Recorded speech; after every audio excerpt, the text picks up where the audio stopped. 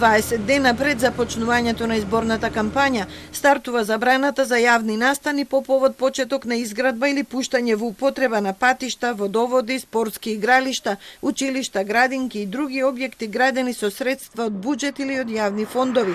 Ова е само еден став од новата изборна регулатива препорачана од ОПСЕ ОДИХР.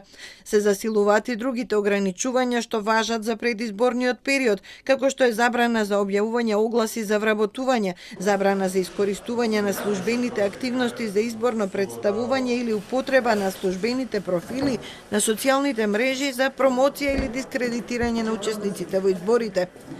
Посебен интерес предизвика ослободувањето на буџетот од плаќањето партиски изборни реклами во медиумите и порталите.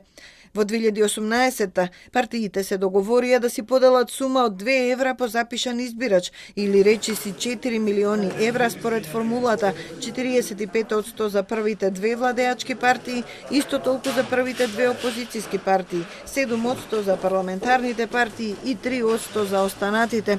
Поранешниот министер и председателски кандидат Имер Селмани смета дека тоа е фаворизирање на големите партии врз основа на резултати од претходни избори.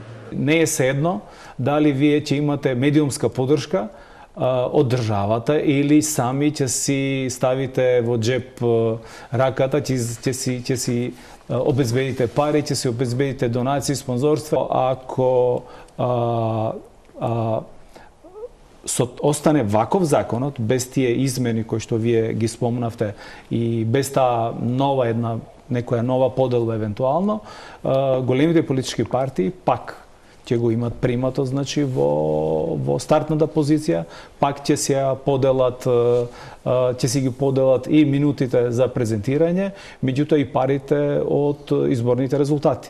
Измените на изборниот законник ги подготви работна група во која освен експерти има и партиски представници. Направени се според препораките на ОПСЕ ОДИХР како ревидирање на сегашната изборна регулатива. Веќе доцнат со оглед на сугестиите да нема промени на изборните правила најмалку 6 месеци пред избори.